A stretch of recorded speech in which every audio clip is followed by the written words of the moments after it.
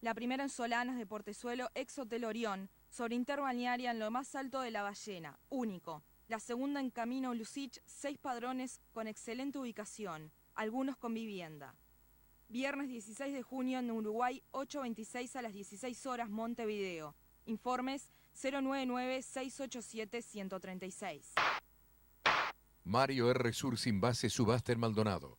60 autos, camionetas, camiones y motos. Lugar del remate y exhibición en Avenida Roosevelt, esquina Acuña de Figueroa. Sábado 17 de junio a las 14 horas. Informes 683-34 o 099-683-008. Fernández Buzó remata judicial en dólares. Chacra de 3 hectáreas, entre Salinas y Atlántida, Ruta 8 Vieja. Muy buenas instalaciones y cañada. En Montevideo, casa con 5 apartamentos en Blandengues y Justicia y 2 casas en Bauzá y Gregorio Camino. Jueves 15 de junio a 16 horas. Uruguay 826 Montevideo. Teléfono 099-687-136. De Montevideo para toda América, TV Libre. El poder de la gente.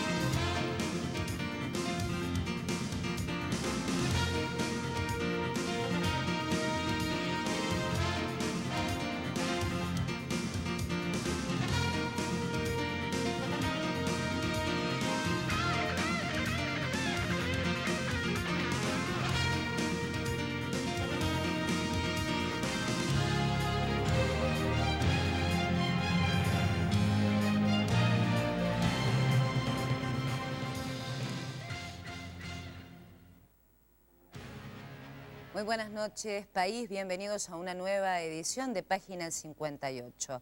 En estos días que tanto se habla de seguridad ciudadana, también está el tema de la minoridad y la minoridad infractora. ¿Qué se hace? ¿Cómo solucionar este aspecto? Habla la ciudadanía, hablan los legisladores. El ministro del Interior dice que no hace falta hacer más leyes o renovar algunas para solucionar este tema. Seguramente la bancada oficialista, que está aquí representada por el diputado Javier Salsamendi, opina lo mismo y apoya al ministro. Pero el diputado Lacalle Pou, que está para debatir con Salsamendi, bueno, propone una reforma al artículo 222. De eso trata el siguiente informe que va a abrir el próximo debate. El diputado herrerista Luis Lacalle Pou presentó un proyecto de ley por el cual se reformula el artículo 222 del Código de la Niñez y la Adolescencia. Actualmente el artículo impide que la información relativa a niños y adolescentes pueda ser utilizada como base de datos para el rastreo de los mismos, una vez alcanzada la mayoría de edad, debido a la cantidad de menores infractores y la sensación de inseguridad que se percibe en la población. El proyecto propone que la información relativa a niños y adolescentes pueda ser utilizada como base de antecedentes una vez alcanzada la mayoría de edad, únicamente en el supuesto de que devenidos en adultos imputables incurriesen en cualquier tipo de delito. El artículo 222 del Código de la Niñez y la Adolescencia cierra el capítulo 18, denominado Registro de Información de Niños y Adolescentes, que lleva el título de Limitaciones. Impide que la información relativa a niños y adolescentes pueda ser utilizada como base de datos para el rastreo de los mismos una vez alcanzada la mayoría de edad, y dispone también que los antecedentes judiciales y administrativos de aquellos que hayan estado en conflicto con la ley se deberán destruir en forma inmediata al cumplir los 18 años de edad o al cese de la medida. Lacalle Pou explicó que la norma, como parte de un conjunto articulado, está bien inspirada, pero no ayuda al bien que se persigue. Protege con exceso a una parte considerada débil de la sociedad y castiga con dureza al resto. ¿Cuándo debe comenzar la imputabilidad? O si corresponde o no una rebaja del límite de la edad para algunos delitos de notoria gravedad, preguntaba el legislador. La calle Pou propone que sea la justicia la que dictamine si el menor tiene o no capacidad de discernimiento del conflicto que tuvo con la ley.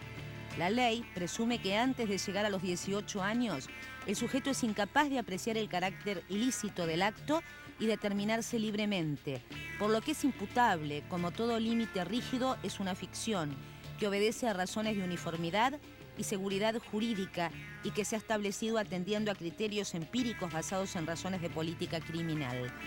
José Irueta Goyena, en sus notas explicativas de su código, justificó su criterio en estos términos. El menor delincuente es, la más de las veces, un niño que no ha tenido hogar o que se ha formado en un hogar vicioso, moral y materialmente abandonado, y al que lo único acertado y eficiente consiste en suministrarle la disciplina educativa de que se haya visto privado. Bueno, presentado el tema, vamos al debate. Y en esto, bueno, el orden de comienzo y el primero en comenzar es una cosa bastante difícil de llevar adelante. Pero bueno, el diputado de la calle Pou, por orden alfabético, pero además porque fue quien presentó esta reforma al artículo 222. Bueno, buenas noches. Saludar a Javier, a la audiencia. Creo que un informe muy bueno el que hacías referente al proyecto en sí. Quiero dejar en claro dos cosas. Primero, educar y reprimir. Acá no se trata de solo reprimir, porque mientras tanto hay generaciones de nuestro país, como bien decía tu informe, que están carentes de educación, que están viviendo en la marginalidad, que están con familias que no están bien constituidas, que tienen una situación distinta a la que tienen muchos de los niños y adolescentes en nuestro país. Pero al mismo tiempo está pasando que en nuestro país hay menores infractores muy fuertemente armados, cometiendo delitos muy graves y cada vez en forma más reiterada, que aclaro, porque a mí no me gustan los debates que a partir del 1 de marzo el país es malo y antes era bueno, porque ni ahora es malo, ni antes era bueno. Esto no es de ayer ni de antes de ayer. Pero el Código del Niño, que tiene un año y poco de vigente, que aclaro que lo voté, que lo votó el Partido Nacional, lo votó el Partido Colorado, lo votó el Nuevo Espacio que existía en aquel momento, todos votamos. Nosotros vimos que a poco que empezó a funcionar, en una globalidad de 400 y pico artículos, dijimos, bueno, acá este artículo no se adapta a la realidad. ¿Por qué no se adapta a la realidad? A mí me gusta poner ejemplos que sean tangibles y que lamentablemente muchos de ellos están pasando al día de hoy.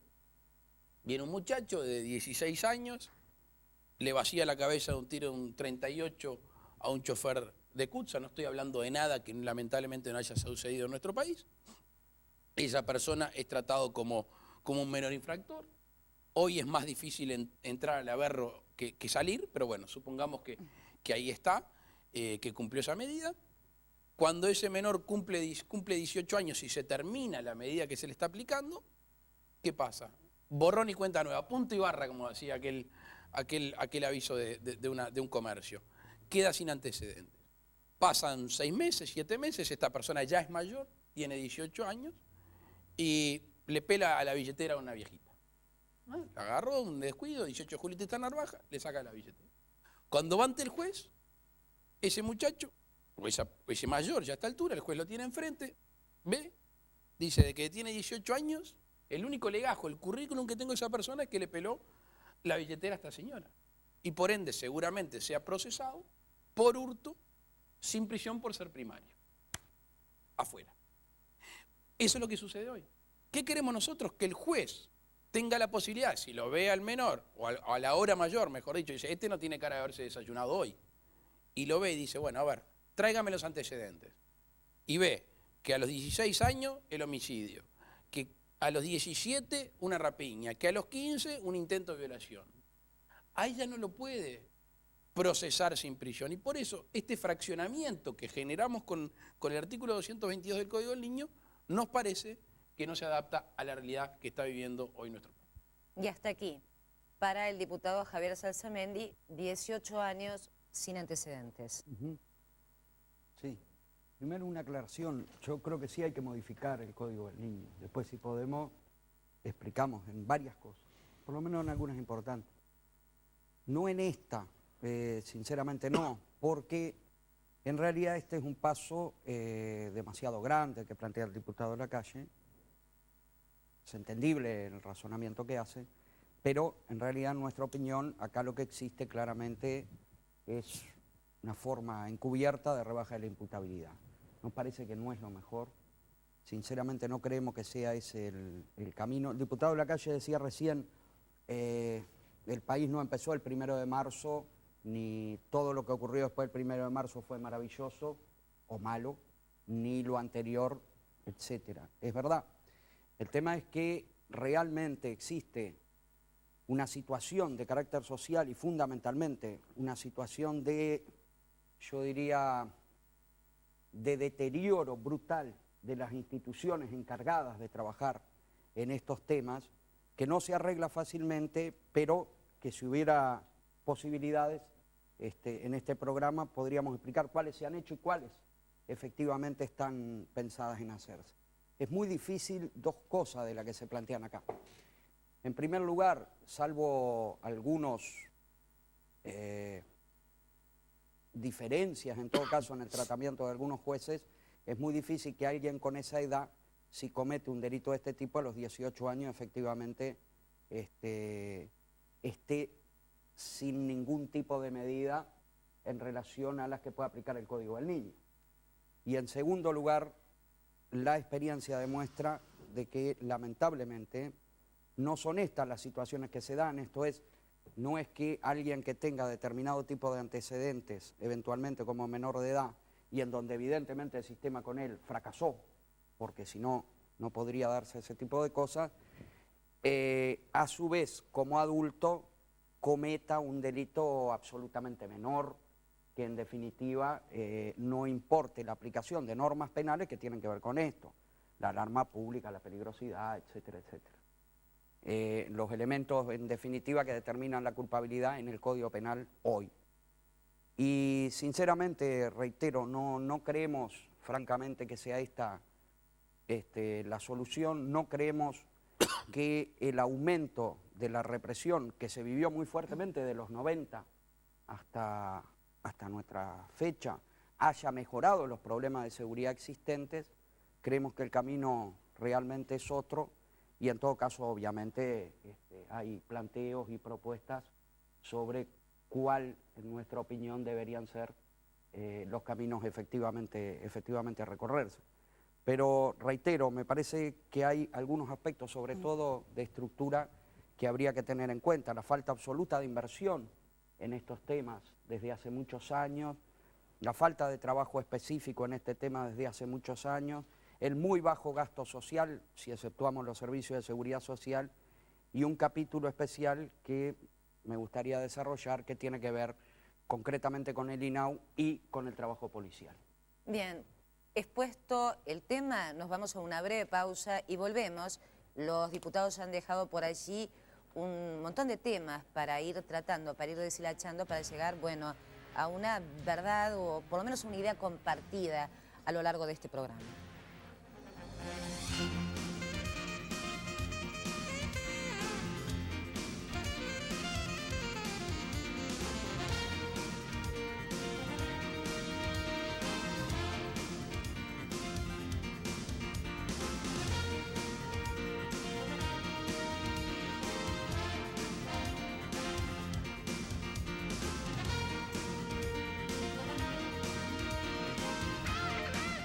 De Montevideo para toda América, TV Libre, el poder de la gente. El cambio lo hace a diario.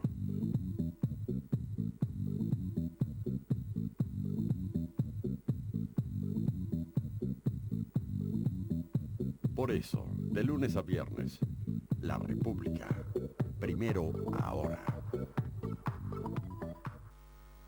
Gustavo Antonini nos conduce a través del Deporte Pasión, único programa de fútbol en la televisión uruguaya que tiene como panelistas un entrenador y un exfutbolista.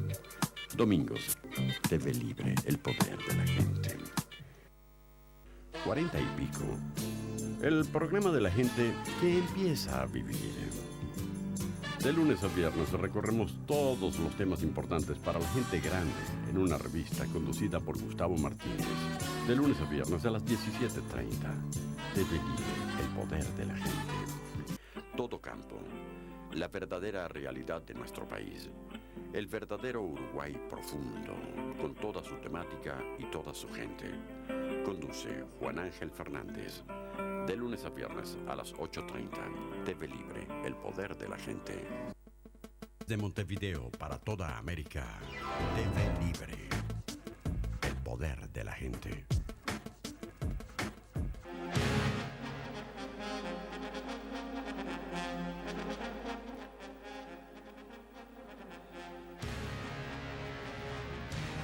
Viene bien aclarar, porque la duda que se le planteaba al diputado Salsamendi se le puede estar planteando a usted en su casa.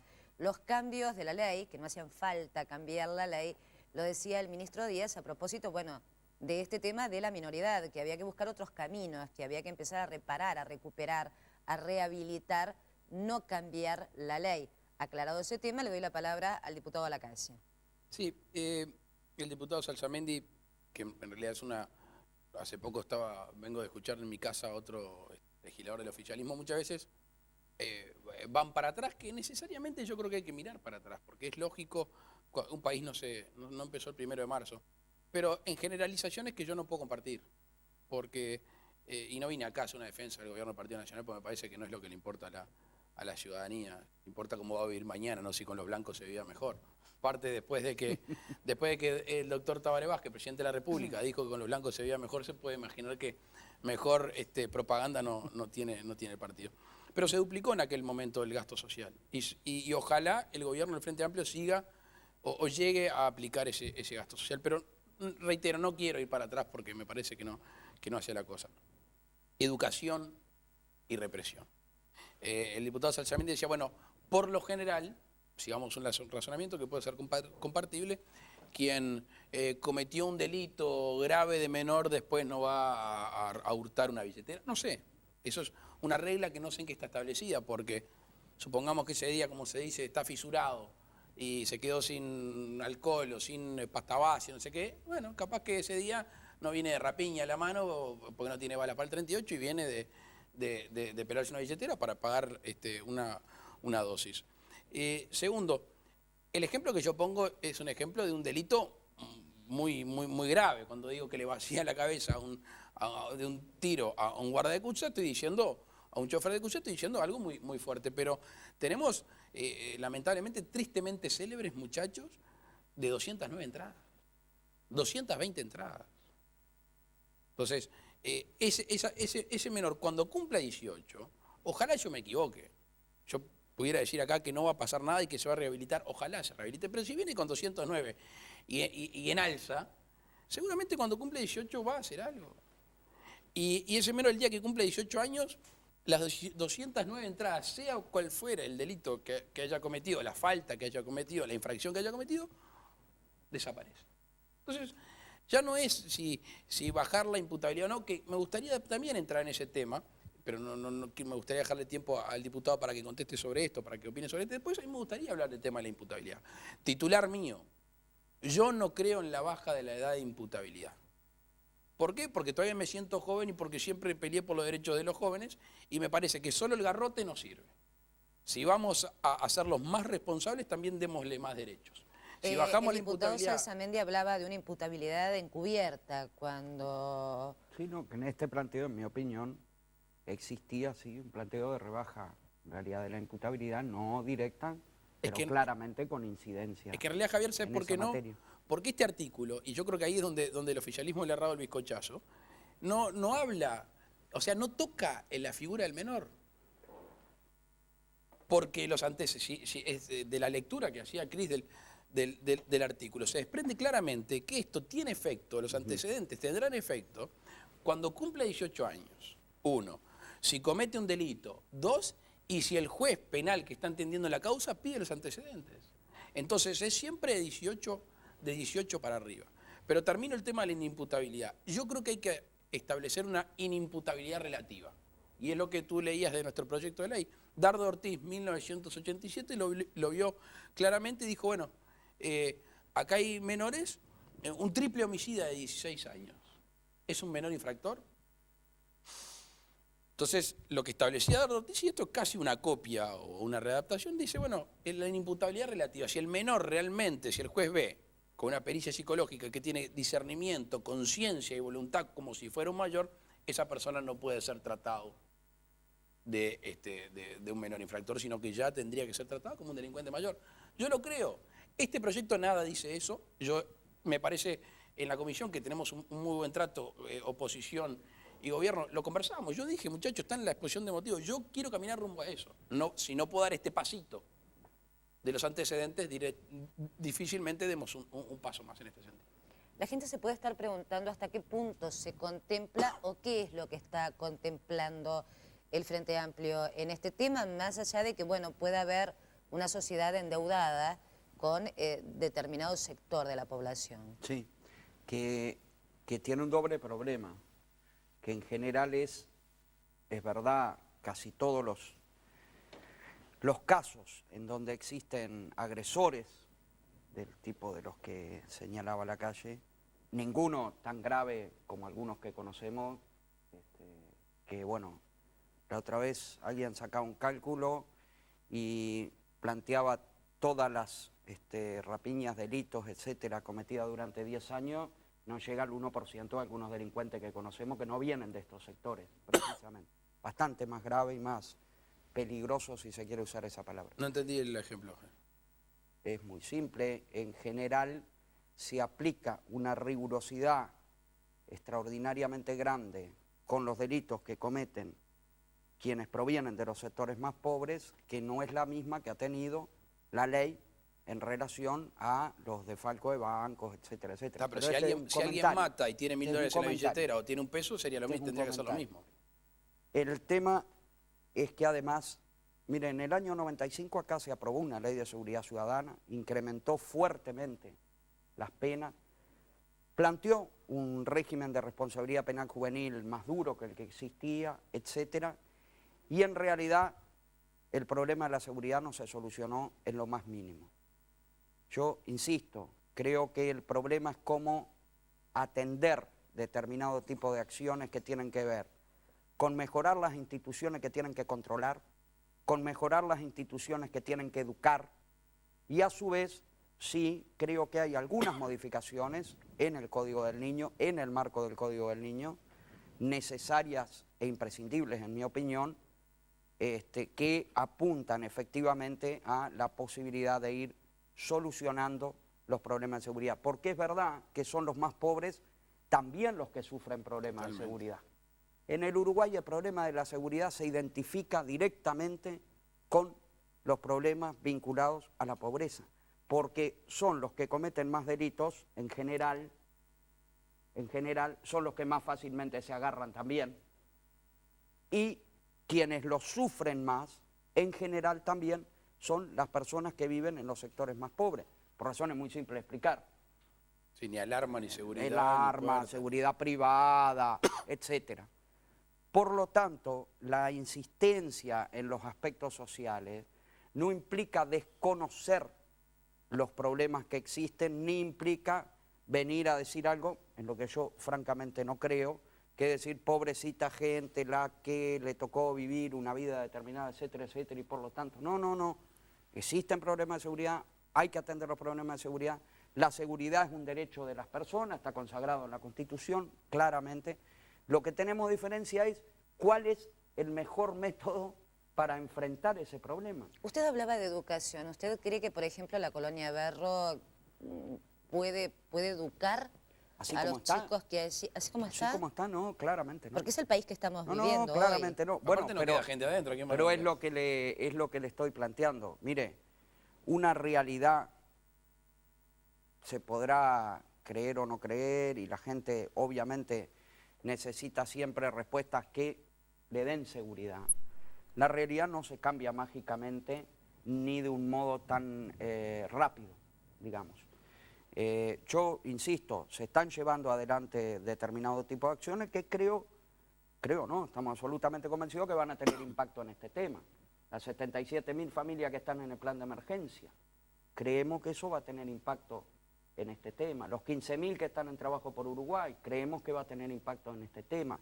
La coordinación entre el Ministerio del Interior y el INAU, que lentamente, pero ha comenzado claramente a darse, creemos que va a tener impacto sobre este tema.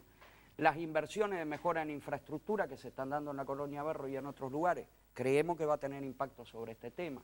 Necesariamente en este presupuesto, bueno, podemos asegurar que va a haber mejoras en el rubro de inversiones para el INAU, lo cual va a incidir en esto. Yo creo francamente que ese es el camino que efectivamente debemos recorrer, porque lo contrario, las otras propuestas, y con el respeto que Luis sabe que le tengo, o sea, no es una desacreditación por la desacreditación en sí del planteo, pero sinceramente estamos convencidos por la experiencia uruguaya y por experiencia del exterior, que así aprobáramos esto hoy, mire, dentro de 1, 2 años, 3 años, capaz que un poco menos, tenemos que volver a decir, ¿saben qué? No solucionamos el problema, porque no iba por ahí. Este es el planteo en definitiva y el problema que yo creo que efectivamente estamos enfrentados. ¿Hay que mejorar el accionar policial? Sí, claro, hay que mejorar el accionar policial. Se van a plantear una mejora en las retribuciones, nos parece algo fundamental. Se va a plantear nuevos ingresos, nos parece fundamental. Hay que terminar de aprobar un código de procedimiento policial, necesariamente, nos parece algo fundamental. Miren, en esta materia incluso, la policía muchas veces dice no tenemos las herramientas necesarias, el código nos ata las manos, etc. Yo les soy sincero, lo hemos hablado incluso con mucha gente del Ministerio del Interior. Me parece que hay una aplicación de la ley que en algunos casos no se corresponde con lo que el propio Código del Niño permite. Me tengo que ir a una pausa. Se han planteado más ideas sobre la mesa, se habla de educación y represión, se habla de educación, no de represión, pero hay que buscar los caminos. Por un lado, bueno, modificar este artículo 22, que es lo que propone la calle. Por el otro lado, bueno, lo que estábamos escuchando del diputado Salsamendi. Vamos a una pausa y vemos, bueno, cómo se están de alguna manera pensando esos cambios o desde la óptica de la oposición, cómo sería si no se lograse modificar este artículo.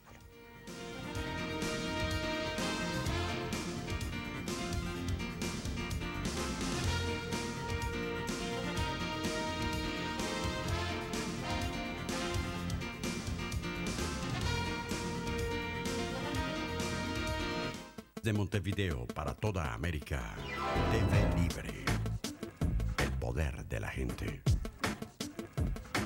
El cambio lo hace a diario.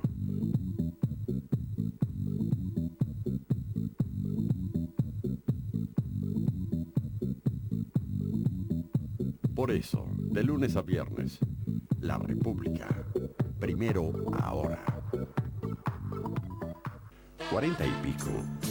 El programa de la gente que empieza a vivir. De lunes a viernes recorremos todos los temas importantes para la gente grande en una revista conducida por Gustavo Martínez. De lunes a viernes a las 17:30. TV Libre, el poder de la gente. Edgardo Camacho nos presenta la actualidad de su revista. Temas y gente que importan, siempre de tu lado. Lunes y miércoles 18:30 horas. Viernes 22:30. Con la propuesta del fin de semana que estabas esperando. TV Libre, el poder de la gente.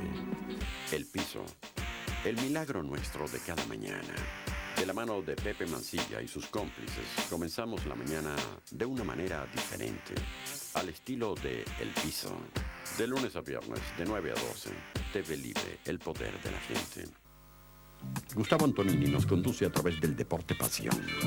Único programa de fútbol en la televisión uruguaya que tiene como panelistas un entrenador y un exfutbolista. Domingos, TV Libre, el poder de la gente. De Montevideo para toda América, TV Libre, el poder de la gente.